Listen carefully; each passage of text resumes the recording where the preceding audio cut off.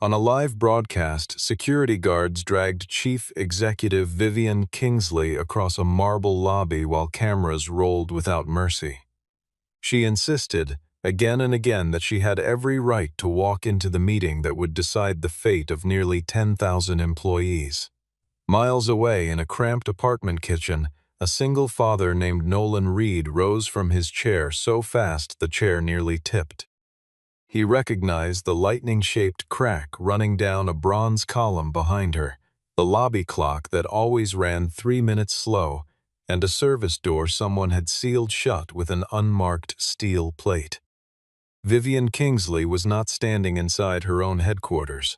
She was standing inside a building that belonged to Nolan Reed, and that single fact was about to bring an empire to its knees.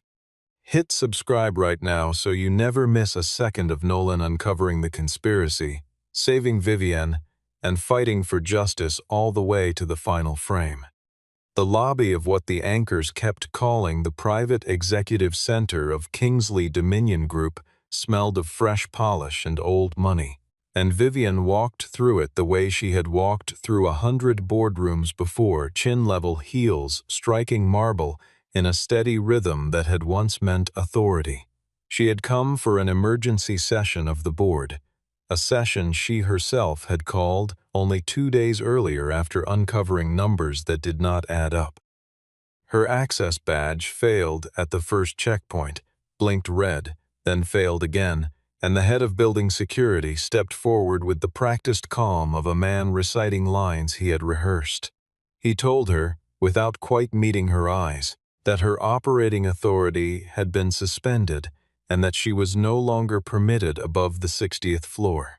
Vivian demanded to see the written resolution that could possibly justify locking a sitting chief executive out of her own company, and in response, 2 more guards appeared from a side corridor already moving toward her.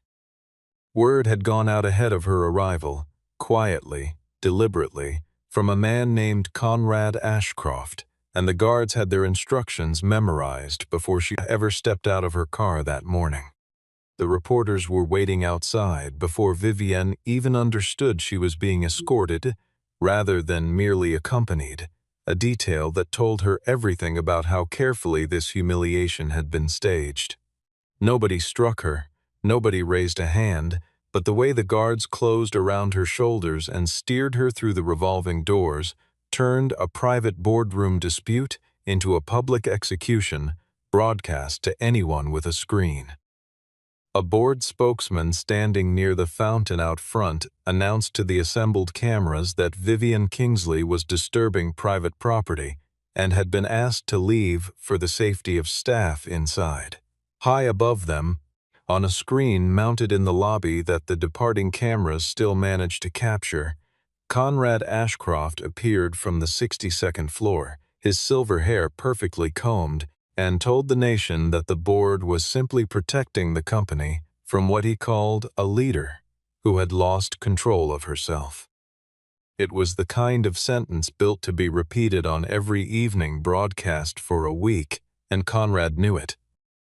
Rain had begun to fall by the time the guards released her at the curb, cold and sudden, soaking through the shoulders of her tailored coat within seconds, and Vivienne stood there a moment longer than pride should have allowed, watching her own reflection ripple in a puddle at her feet. She had built her entire career on the assumption that competence protected a person from exactly this kind of spectacle, and standing alone in the downpour, badge useless in her pocket, she understood for the first time how quickly that assumption could be stripped away by men who had simply decided to stop honoring it. Somewhere behind her, a junior analyst she barely recognized filmed the whole scene on a cracked phone screen, not out of malice, but out of the same reflex that made strangers slow down at accidents, and Vivian let him. She had nothing left to hide from a camera that had already seen the worst of it.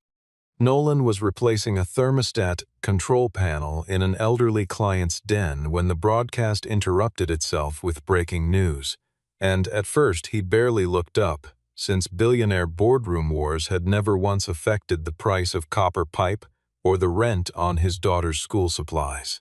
Then the camera panned, almost carelessly, across 3 details that made his stomach drop before his mind caught up to the reason why. A hairline crack shaped like a lightning bolt ran down one of the bronze support columns, a crack his father had circled in red grease pencil decades earlier and warned him never to let a contractor patch over carelessly. The lobby clock above the security desk, the same brass-cased clock that had run exactly 3 minutes slow since the day it was installed, ticked along in the background of the shot. And through a gap in the crowd, just for a second, Nolan saw the Eastern Service door, the one meant to let firefighters and engineers into the building's mechanical spine during an emergency, sealed behind a slab of unmarked steel that had no business being there. That was Halcyon Tower. Nolan knew every scar on that building the way other men knew the lines on their own hands, because his father had spent 3 decades keeping it alive, and Nolan had spent his own childhood trailing behind him through boiler rooms and elevator shafts long before he understood what any of it meant. What worried him more than the crack or the clock was that sealed door, because sealing an emergency access point without notifying the building's true owner was not simply a safety violation, it was a direct breach of the very lease that let Kingsley Dominion operate inside those walls at all. He set down his screwdriver, apologized to his elderly client, and drove home faster than he had in years, his mind already running through everything his father had drilled into him about what that building actually was, and who actually owned it. Back in his apartment, Nolan knelt in front of the old fireproof safe bolted beneath his bedroom floorboards and spun the combination from memory, his hands steadier than his racing heartbeat. Inside sat a heavy brass key worn smooth by 3 generations of use, and beneath it a thick folder with faded lettering across the cover that read simply, Halcyon Tower, Original Deed.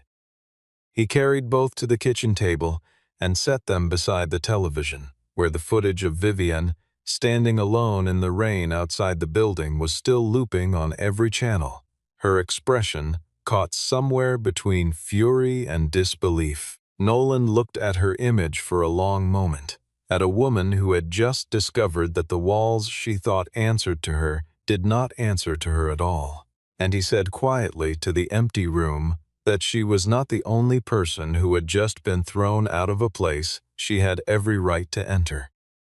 The folder in front of him still smelled faintly of the cedar drawer his father had kept it in for 30 years, a smell that always brought back the sound of Everett's voice reading through clauses at the kitchen table long after Nolan should have been asleep.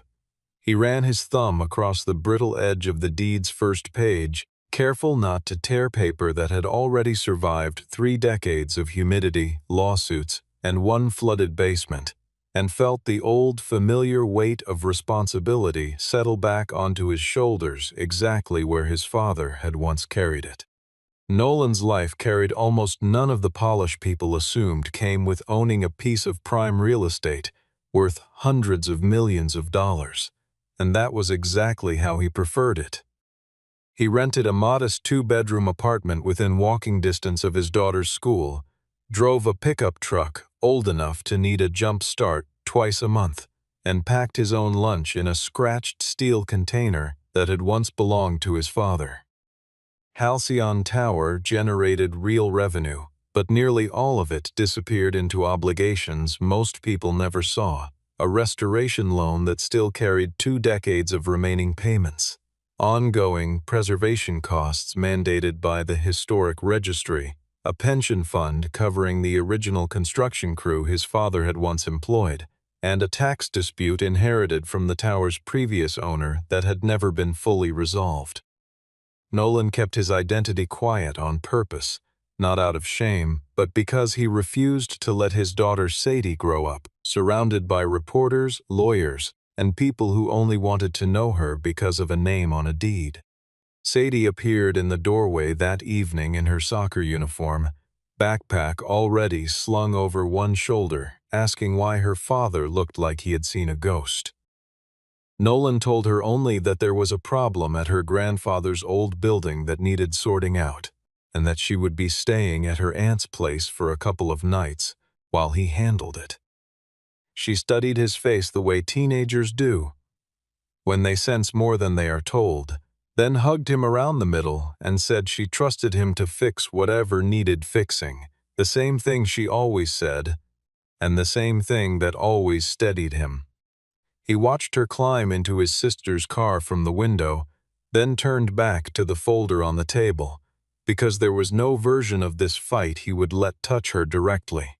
His next call was to Maren Holt, the attorney who had represented his father for 30 years and who still kept every scrap of paper related to Reed Heritage Trust in a fireproof cabinet in her home office.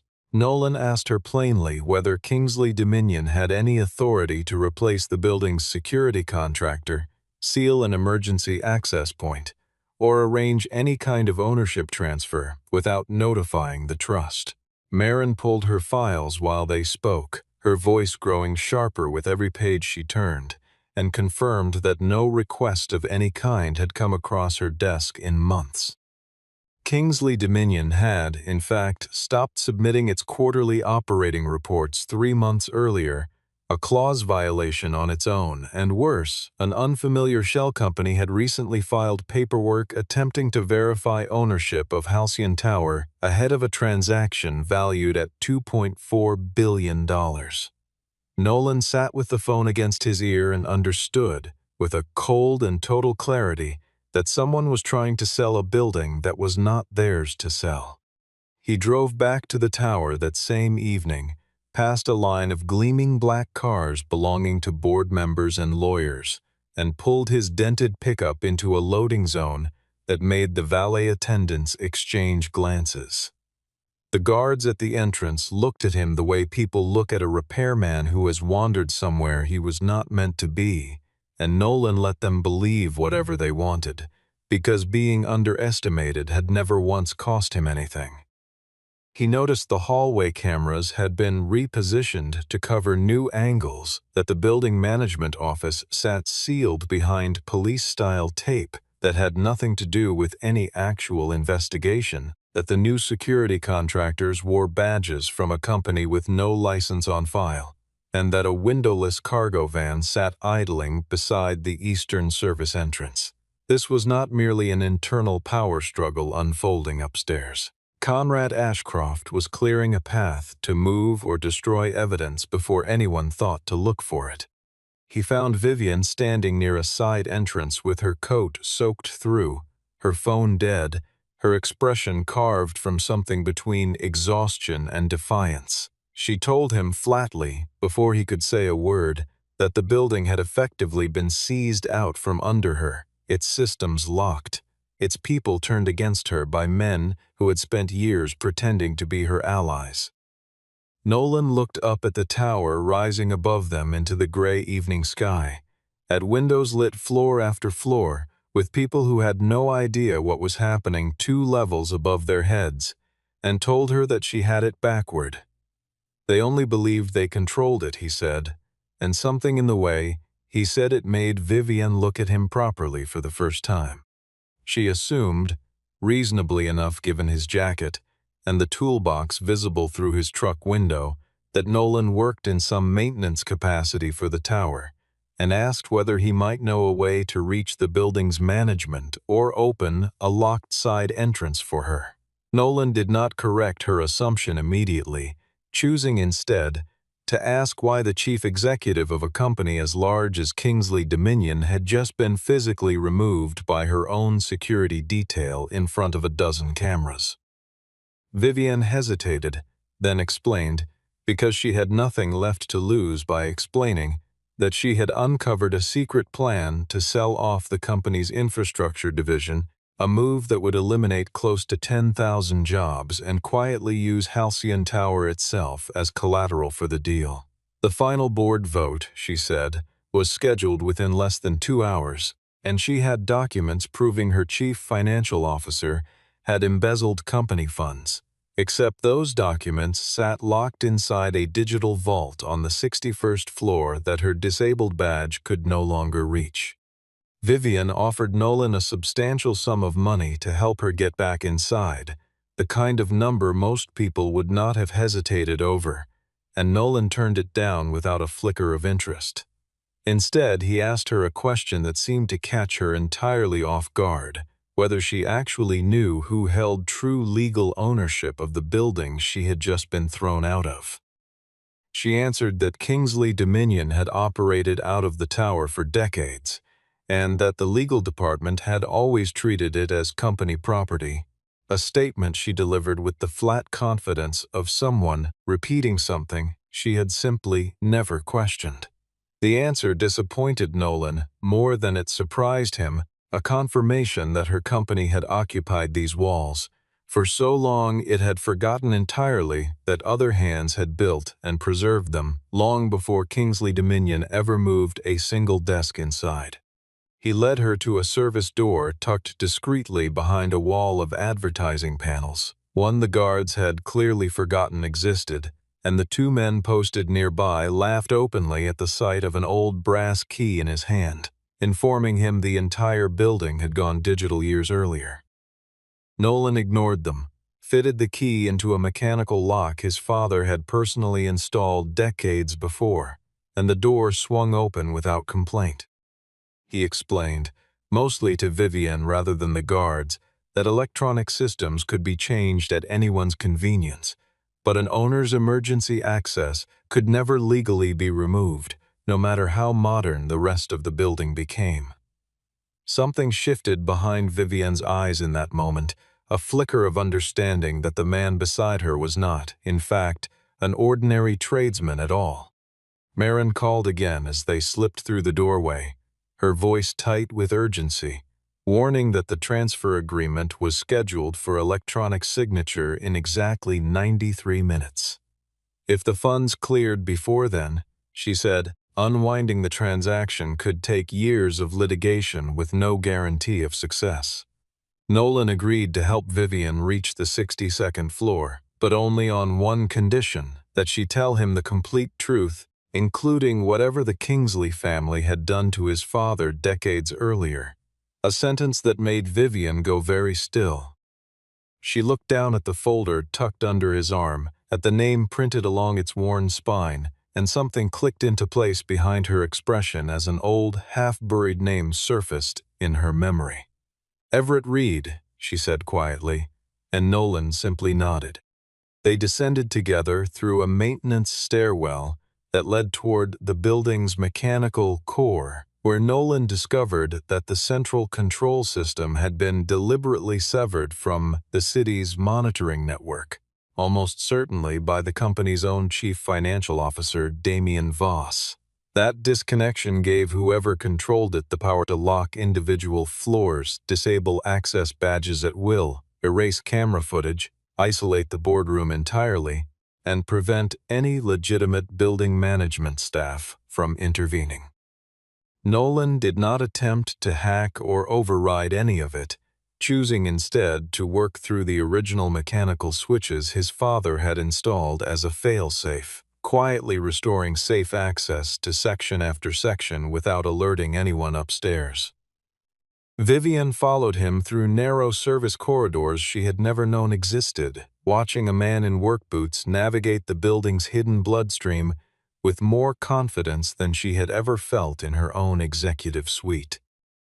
The air down there tasted of machine oil and cold concrete, and every so often a pipe overhead groaned with the effort of carrying water 20 stories up, sounds that seemed to unsettle her at first and then, oddly, begin to steady her instead.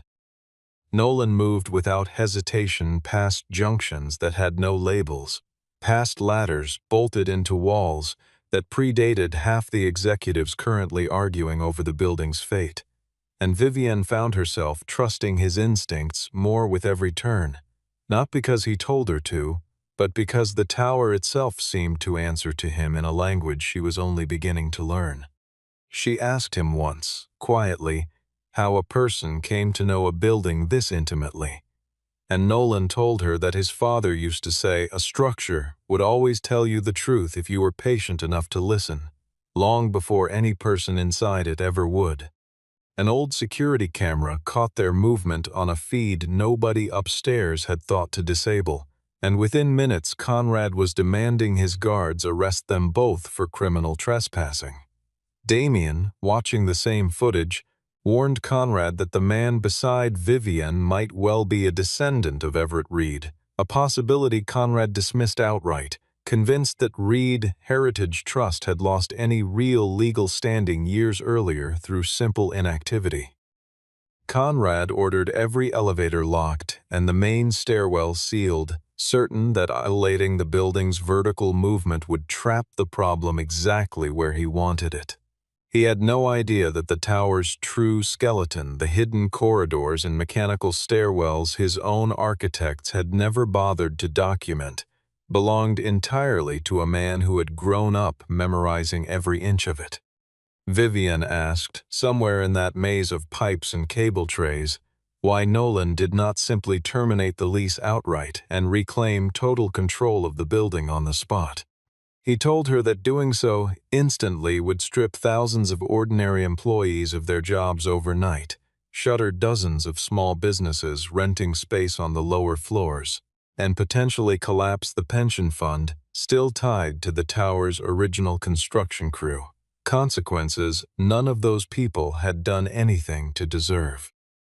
Conrad, he added, would waste no time twisting that collapse into a story about a vindictive stranger destroying honest livelihoods out of greed, and Nolan had no intention of winning this fight by becoming the villain of somebody else's headline. In a small mechanical control room lit only by a single flickering bulb, they found records showing that Damien had ordered dozens of storage boxes moved down to the parking structure that same afternoon, one of them stamped with the archival code belonging to Reed Heritage Trust. It was proof that Conrad had not merely fabricated ownership out of ignorance. He had found the real documents and was actively trying to destroy them. A building-wide announcement crackled overhead just as they finished reading the label, warning that asset relocation procedures would begin in exactly 60 minutes, and a heartbeat later, the entire basement dropped into total darkness. The backup generators had been deliberately disabled, and fire doors slammed down in sequence, cutting Nolan and Vivian off from every obvious exit. Conrad reached them through an internal intercom line, his voice smooth and almost fatherly, offering Vivian a quiet exit from the building in exchange for a signed letter of resignation, promising that if she cooperated, the board would bury the fabricated embezzlement allegations already prepared against her. Vivian refused instantly, and Conrad turned his attention to Nolan instead, calling him a maintenance man suffering from delusions of ownership, a line delivered with enough contempt to fill the whole stairwell. Nolan answered calmly that intentionally blocking a legal owner from accessing his own building's safety systems could trigger an automatic termination clause buried deep in the original lease, and the long silence that followed told him Conrad knew that clause existed better than he wanted anyone to realize. While they waited for backup power to return, Vivian finally told Nolan the truth about what had happened between their families 3 decades earlier. Everett Reed, she explained, had personally rescued the Halcyon Tower project from total financial collapse, only for Vivian's own father, Reginald Kingsley, to pressure him into signing a lease agreement stacked heavily against him, forcing the Reed family to absorb the majority of every unexpected cost that followed. Everett kept legal ownership of the building, but spent the remainder of his life buried under debt that a fairer deal would never have created. Vivian admitted she had learned the full story only after her father's death, and that she had chosen silence over correction because confronting it publicly would have tarnished the Kingsley family name she had spent her career protecting. Nolan had every reason in that moment to simply let Kingsley Dominion collapse under its own weight and reclaim total control of the tower once the dust settled.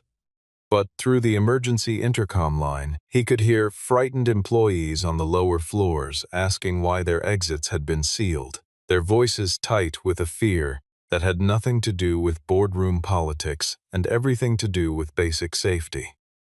Conrad had placed a business transaction above the physical safety of people who trusted the building to protect them, and Nolan was not willing to let that stand for even one more minute. He triggered the emergency release mechanism his father had installed decades earlier, freeing trapped employees floor by floor, and within minutes, word began spreading through the building that the so-called intruder was the one keeping people safe, while the board upstairs was the one putting them in danger. Outside, investigative reporter Lila Bennett received shaky phone footage from an employee showing a man in work clothes manually forcing open a sealed stairwell to let panicked coworkers through. She cross-referenced public property records within minutes and discovered, to her genuine surprise, that Kingsley Dominion Group did not actually hold the deed to Halcyon Tower at all. Lila reached out to the unnamed man directly, and though Nolan chose not to reveal his full identity just yet, he sent her the registration number for Reed Heritage Trust, enough for her to keep digging on her own. When she ran the number, the name attached to current control of the trust stopped her cold. Nolan Everett Reed. At almost the same moment, Damien gave the order to feed every remaining box of archived paperwork into the building's document destruction furnace. Nolan and Vivian moved fast toward the archive level, arriving just as Damien directed staff to wheel the last of the storage boxes toward a waiting incinerator chute. Vivian ordered them to stop on the spot, but the security team reminded her, not unkindly, that she no longer held any authority to give orders inside this building. Rather than confront anyone physically, Nolan quietly triggered the transport lockout system, a safety measure that automatically froze the incinerator's loading doors whenever its smoke sensors had been tampered with or disabled, buying them a few precious minutes to search through what remained. Inside a fireproof lockbox nearly forgotten at the bottom of one crate, Nolan found the original lease agreement, bearing the signatures of both Everett Reed and Reginald Kingsley, along with an addendum that Kingsley's own legal copies had conveniently left out for decades.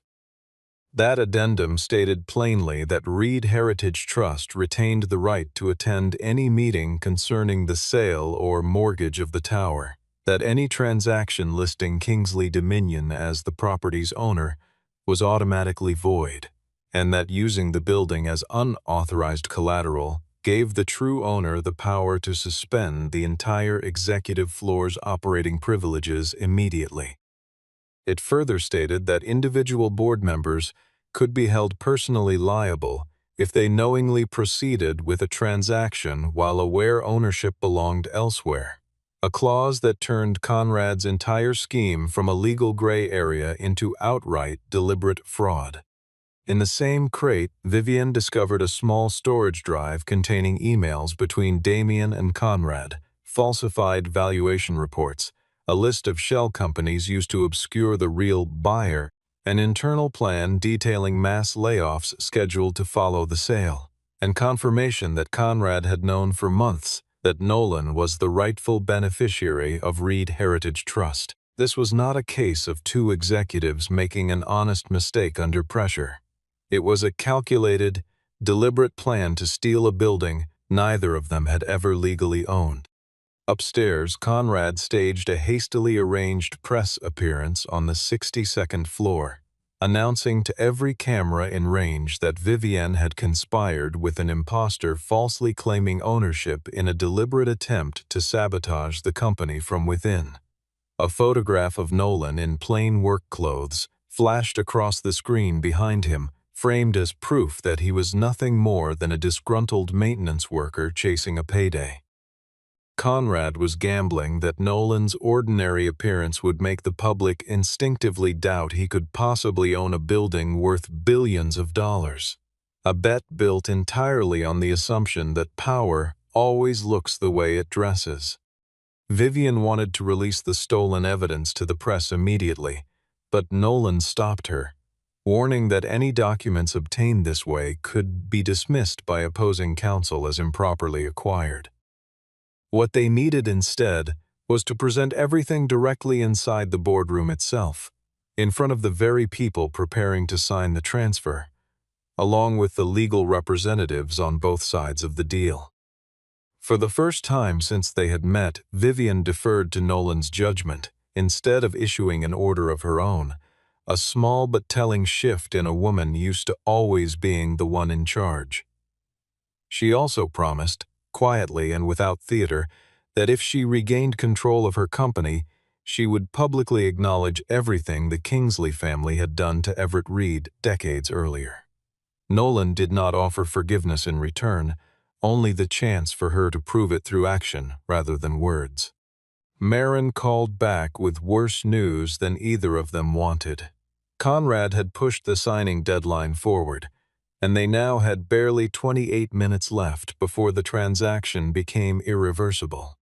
Every elevator leading to the 62nd floor had been locked down by Conrad's direct order, and armed guards now blocked the main staircase entirely, leaving no obvious route upward. Nolan remembered an old freight elevator his father had once used during roofline repairs decades earlier, a shaft so thoroughly walled off by later Kingsley renovations that it no longer appeared on any modern blueprint of the building. Reaching it meant manually restarting a dormant motor from a machine room buried on the 44th floor, a task that would eat precious minutes they barely had to spare. As they moved through that hidden section of the tower, Nolan used every scrap of knowledge his father had passed down to reopen concealed corridors, restore an independent broadcast system, send safety alerts directly to employees on every floor, quietly log every instance of Conrad's illegal door lockdowns, and copy critical server data before Damien's team could permanently erase it. He needed no force and no confrontation to do any of it. The building itself, the very structure Conrad believed he controlled, was quietly turning against the men who had tried to steal it. Conrad placed a private call directly to Nolan, offering him a deal dressed up as generosity, a full payoff of every debt owed by Reed Heritage Trust, $50 million deposited directly into his account, and a promise that some section of the tower would forever carry the Everett Reed name. In exchange, Nolan needed only to confirm publicly that Vivian had trespassed illegally, and that the sale should proceed without further interference. Conrad mentioned Sadie almost casually, never issuing a direct threat, but making it unmistakably clear that a girl her age could suddenly find herself the subject of unwanted media attention if her father refused to cooperate. Nolan said nothing about the threat directly, and quietly recorded the entire call from beginning to end. He told Conrad plainly that he had misunderstood the one thing that actually mattered in all of this. His father had not spent 30 years protecting that building, so his own son could one day auction the truth off to the highest bidder. Everett had held on to it so that no wealthy family, no matter how powerful, could ever again decide the fate of the people living and working inside those walls without consequence. Nolan forwarded the recording to both Marin and Lila within minutes, refusing to leave even the possibility of denial open to Conrad later. Vivian, listening quietly beside him, realized Nolan could have become instantly wealthy simply by betraying her, and asked why he had chosen not to. He answered that he was not fighting to save the Kingsley name or anyone's reputation. He was protecting people who would never sit in that boardroom but would still be forced to live with whatever decision came out of it. Vivian finally understood, in a way she never quite had before, exactly what separated Nolan from every executive she had spent her career surrounded by. Word of the tower's true ownership had begun spreading quietly among the staff, and several floor managers now openly refused to enforce Conrad's lockdown orders. The head of building safety, a steady man named Grant Keller, checked the paperwork himself and confirmed that Nolan's signature carried more legal authority over the building's systems than any instruction coming down from the board. Grant did not fully commit to either side, but he made a quiet decision to stop actively obstructing Nolan, a small mercy that mattered more than he probably realized.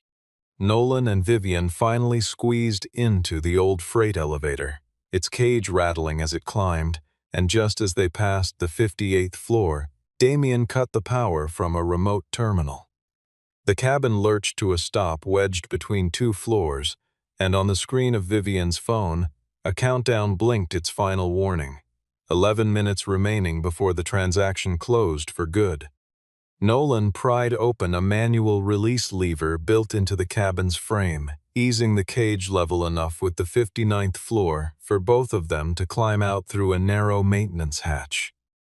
There was no dramatic fall or daring leap, only the steady tension of two people racing time with barely any of it left. They sprinted through a quiet conference corridor and ran straight into the last line of security still loyal to Conrad's orders. Grant Keller arrived moments later and ordered the guards to stand down, confirming aloud that Nolan represented the building's legal owner and therefore had every right to be exactly where he stood.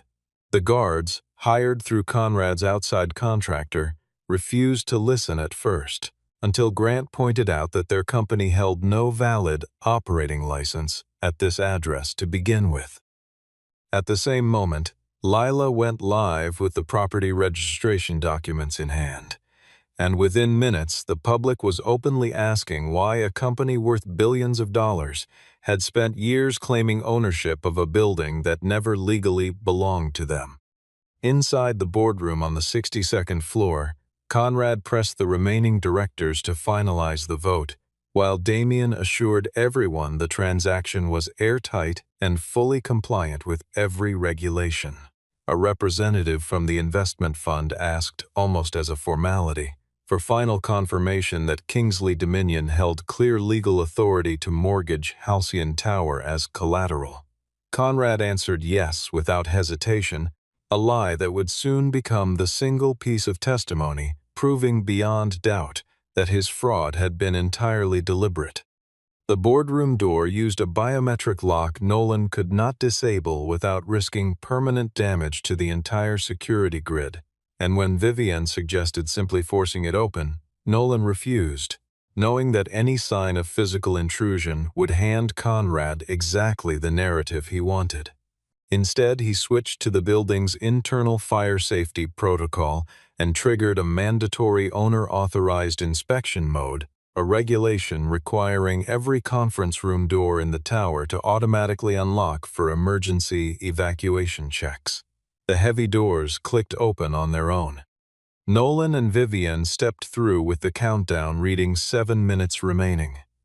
Conrad glanced at Nolan's plain work jacket and let out a short, humorless laugh, asking whether he genuinely believed an old brass key made him the owner of a place like this. Nolan set the original deed down on the table in front of him without raising his voice at all, and told him that what actually made him the owner was the name on the paperwork Conrad had spent all afternoon trying to burn.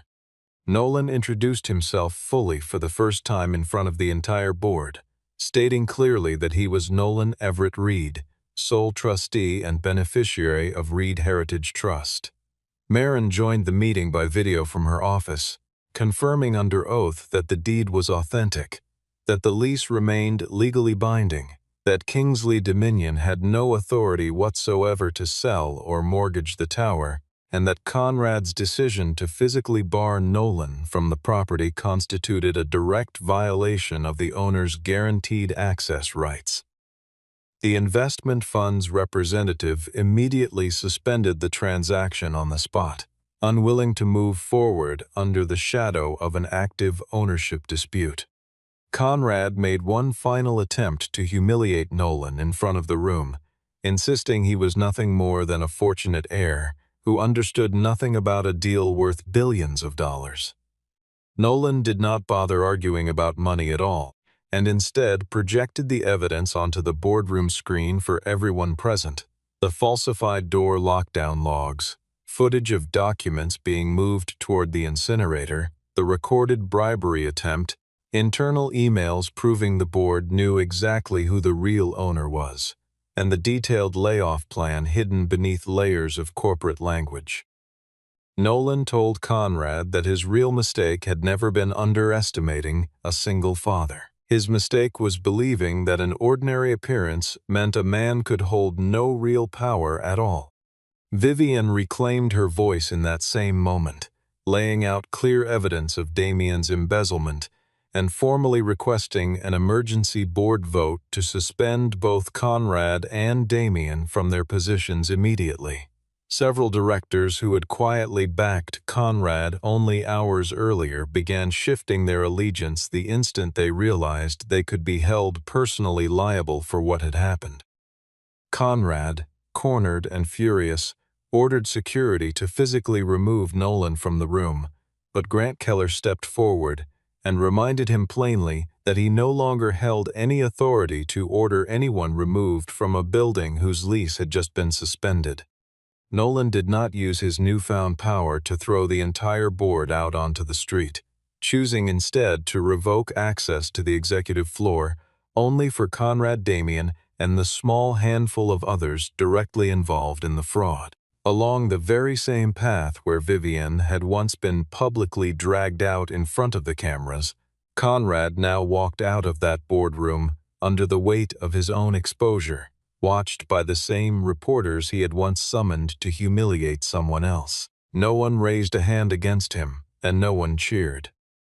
Nolan simply stood beside the open door and told him, quietly enough that only those closest could hear, that he had confused the right to rent a place with the right to own it.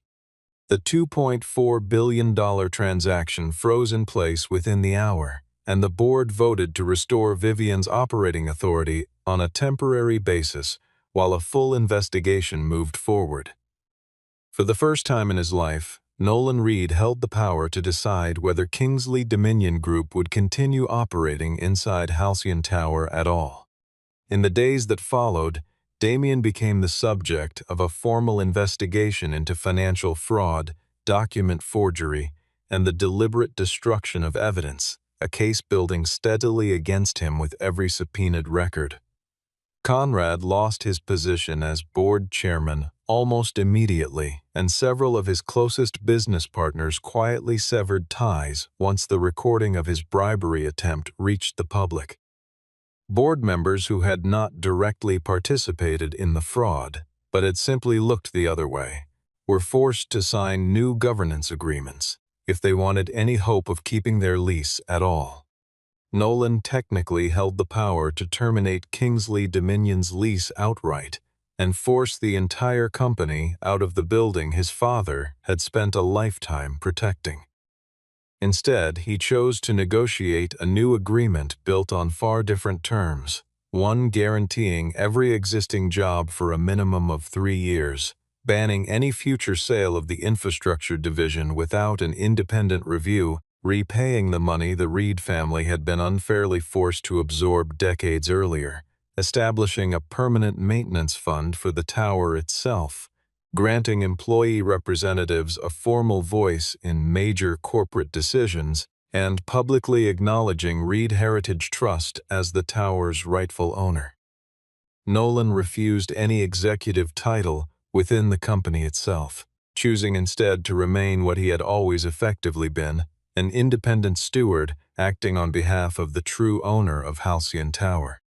At a press conference held soon after, Vivian made no attempt to present herself as some kind of hero in the story. She stood in front of the cameras and openly admitted that the Kingsley family had profited for decades from an injustice done to Everett Reed, an admission her own father would likely never have allowed her to make. The enormous Kingsley nameplate mounted above the lobby was quietly removed and replaced with a far smaller plaque that simply read, "Halcyon Tower, restored by Everett Reed and the workers who refused to let it fall." Vivian asked Nolan, almost hesitantly, whether he thought he might one day be able to forgive her family for everything that had happened. Nolan told her that forgiveness never actually begins with an apology at all.